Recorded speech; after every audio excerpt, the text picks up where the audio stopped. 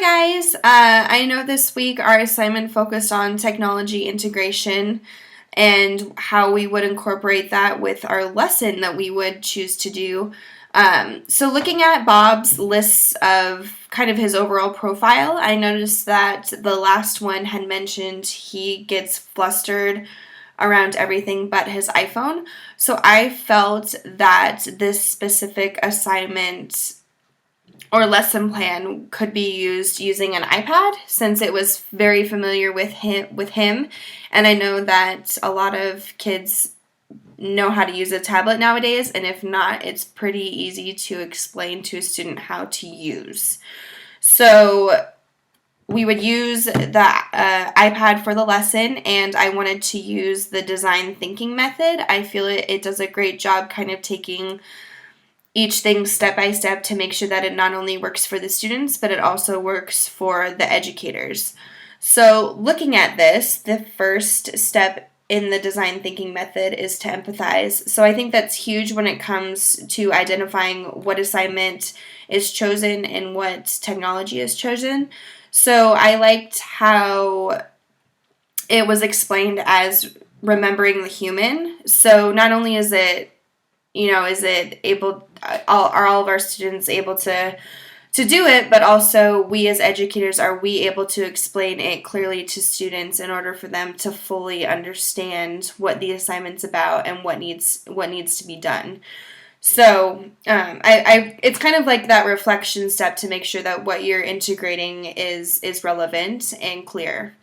So the second step, define. I think by using the iPad as the specific technology, we're able to create less barriers. So it kind of takes that gray area out, and you're able to use it through multiple ways. So looking at your learning objectives, the ABC method, through my A, I chose for Bob and I, our chosen assignment would be to focus on identifying characters and settings within a story. And by doing that, we are able to then, introduce what a character and a setting is and review that through the use of technology. B, I would take what the students identify and see if it's relevant to what we had taught them. And then C, we would able to modify the assignment if need be. So say if the majority of the class did not understand the assignment, then we could do an overall class review again, or maybe it was they had more questions about the specific technology that we used. And then if it's only a few kids that are having trouble understanding what a character and setting is, we can pull them into small group and kind of review that material before they go on to the next step. So with that, we would jump into the third area, which is ideate.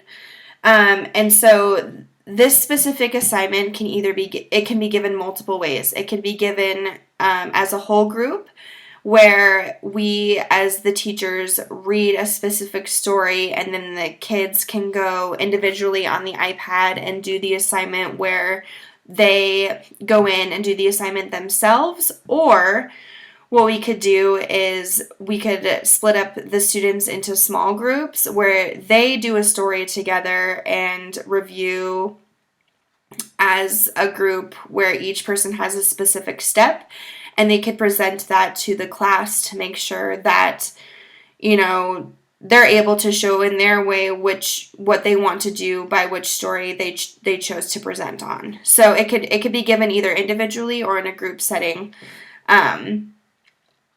And so then that brings us to the fourth step, which is prototype. So with this specific assignment, I chose a program called Seesaw. And a lot of our students actually use it already within the school. I really like this program because it not only is accessible to teachers presenting the material to students, but it also is a place where parents can go on to the Seesaw app and see what their kids are doing in class. It's kind of that personal connection that they get to see, and also review with their kids what they're doing in class, if they have a homework assignment coming home, or if they want to link it to anything else. So I thought Seesaw was a really great app to use. So the student then would click on the Seesaw app, and each student has their own profile. So they would sign into their profile, click on it, and they would go to my or Bob's name and click on the assignment that we're asking them to do. So in this specific one, I had clicked on the character and setting assignment. So the student will go in, and what's really cool is I was able to add a YouTube video that reviews the character and setting meaning. So once they're done watching the video, they are able to, so depending on what the lesson is, so was it a whole group story or was it an individual story that the student got to choose? So they would focus on that, and then so within this specific assignment, I had them use a tool to draw the characters in the story and also draw the setting within the story to decipher the two. And then when the sixth step is to type out where the setting is being taken place, and they can post that with their picture. And then lastly, they submit this assignment to their profile. So when that happens, Bob and I would be able to access their assignment and see if they can identify what the character is and what the setting is. So once that's done and they submit it to their profile, their parents can also access their kids' stuff to see what we had done for that day. So I also think Seesaw is a great learning tool because, say, if there's a lot of barriers in your classroom, so kids who may not speak clear English, kids who can't read as well, kids who have maybe some type of learning disability, it actually can read the instructions to the students out loud, step by step.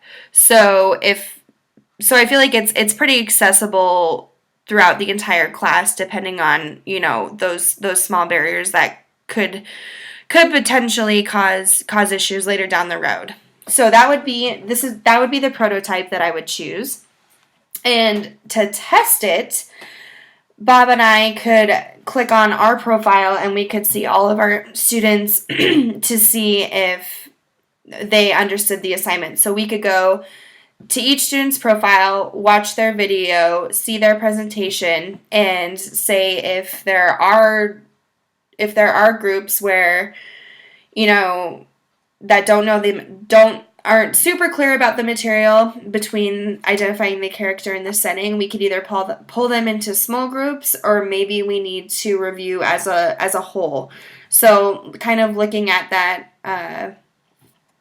that type of data to see where we are as a class.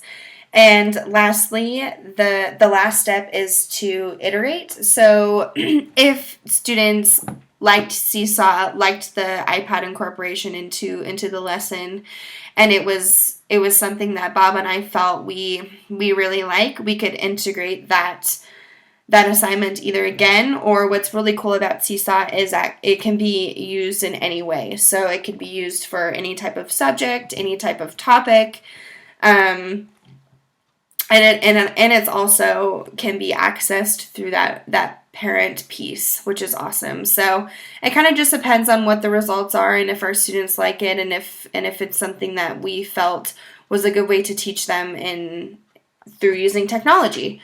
So yeah, I'm super excited to hear what everybody else has, and I hope they like my idea.